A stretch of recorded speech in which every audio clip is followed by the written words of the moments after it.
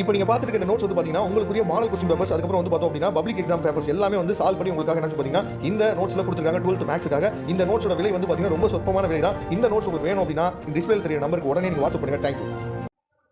Hi friends, this is Vincent. நம்ம சேனலுக்கு உங்களை அன்புடன் வரக்கு. நம்ம சேனல் வந்து பார்த்தீங்கன்னா 12th நிறைய இம்பார்ட்டன்ட் கொஸ்டின்ஸ் வந்து நம்ம சேனல் அப்லோட் பண்ணியிருக்கோம். ரெகுலராக நம்ம சேனலை ஃபாலோ பண்ணிங்க அப்படின்னா 12th இம்பார்ட்டன்ட் கொஸ்டின்ஸ் ப்ளஸ் வந்து பார்த்தீங்கன்னா நீங்கள் காலேஜில் என்ன படிக்கலாம் என்ன அப்படிங்கிற அப்டேட் வந்து பார்த்தீங்கன்னா உங்களுக்காக நம்ம ரெகுலராக கொடுத்துட்டே இருப்போம். அதனால் கண்டிப்பாக நம்ம சேனல் வந்து உங்களுக்கு ரொம்ப ரொம்ப ஹெல்ப்ஃபுல்லாக இருக்க போது.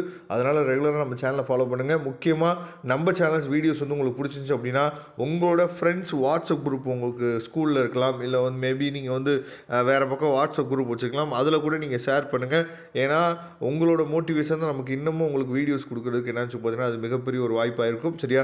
அதனால் கண்டிப்பாக நம்ம சேனலோட வாட்ஸ்அப் குரூப்லையும் ஜாயின் பண்ணிடுங்க. வாட்ஸ்அப் குரூப்போட லிங்க் டிஸ்கிரிப்ஷன் பாக்ஸில் இருக்குது. ஓகே, அதாவது செட் ஆஃப் கொஸ்டின்ஸ் வந்து நம்ம பார்த்துருக்கோம். இன்றைக்கி ஃபிசிக்ஸில் செகண்ட் செட் வந்து நம்ம பார்க்க போகிறோம். சரியா? நிலை மின்னியலின் கூலும் விதியினை கூறுக. கூலும் விசைக்கு எதிர் விசைக்கும் இடையே உள்ள வேறுபாடுகளை கூறுக அப்படின்னு சொல்லி கொடுத்துருக்காங்க. இதை தெளிவாக நீங்கள் பார்த்துங்க.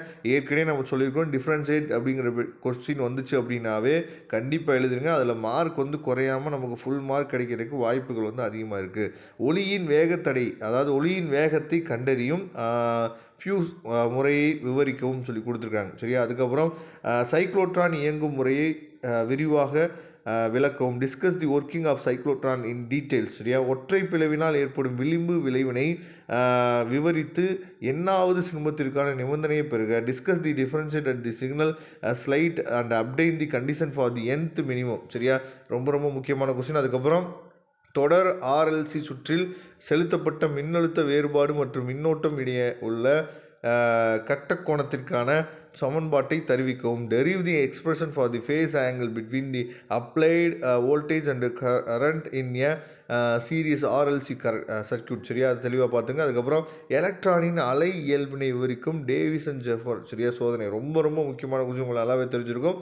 கண்டிப்பாக அதில் வந்து கொஸ்டின்ஸ் வந்து வரதுக்கு வாய்ப்புகள் இருக்குது. அதுக்கப்புறம் மின்னோட்டத்தின் நுண்மாதிரி கொள்கையை விவரித்து அதிலிருந்து ஓம் வடிவத்தை பெறுக அப்படின்னு சொல்லி கொடுத்துருக்காங்க. Describe the microscopic model of current and obtain the microscopic from the Ohm's law. சரியா? ரொம்ப ரொம்ப முக்கியமான கொஸ்டின். அதுக்கப்புறம் போர் அணுமாதிரியை பயன்படுத்தி எலக்ட்ரானின் அதாவது என்னாவது சுற்றுப்பாதையின் ஆரம் மற்றும் திசைவேகத்திற்கான கோவையை வருவிக்கவும். இதை தெளிவாக நீங்கள் பார்த்துங்க. nth ஆர்பிட்டோட அதாவது மாடல். சரியா? நம்ம வந்து என்னாச்சும் ஆட்டம் மாடலில் நம்ம வந்து நினச்சி பார்த்தீங்கன்னா கண்டுபிடிக்க சொல்லியிருக்காங்க. அதுக்கப்புறம் மின்காந்த அலையின் பண்புகளை கூறுக. Write down the properties of electro magnetic waves. சரியா? ரொம்ப ரொம்ப முக்கியமானது.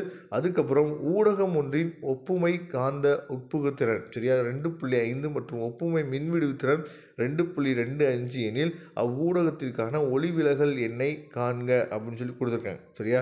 தெளிவாக நீங்கள் பார்த்துங்க. இந்த கொஸ்டின் வந்து நமக்கு இதே மாதிரி இந்த கொஸ்டினே வந்து நமக்கு என்ன பண்ணலாம்னு பார்த்தீங்கன்னா 2 மார்க்கோ 3 மார்க் கம்பல்சரியில் கூட கேட்கறதுக்கு வாய்ப்புகள் இருக்குது. அதனால் பார்த்துங்க. சரியா?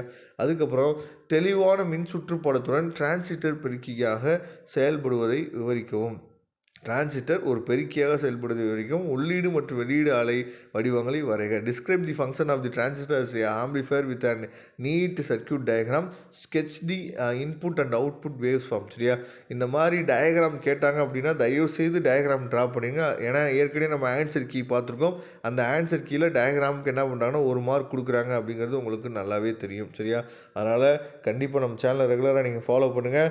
நாம் அட்மிஷன் ஹெல்ப்பும் பண்ணிகிட்ருக்கோம். உங்களுக்கு அட்மிஷன் ஹெல்ப் தேவைப்படுச்சு அப்படின்னா டிஸ்பிளேல தெரிகிற நம்பருக்கு நீங்கள் எப்போ வேணாலும் கால் பண்ணலாம். தேங்க்யூ. நம்ம நெக்ஸ்ட் வீடியோவில் பார்க்கலாம்.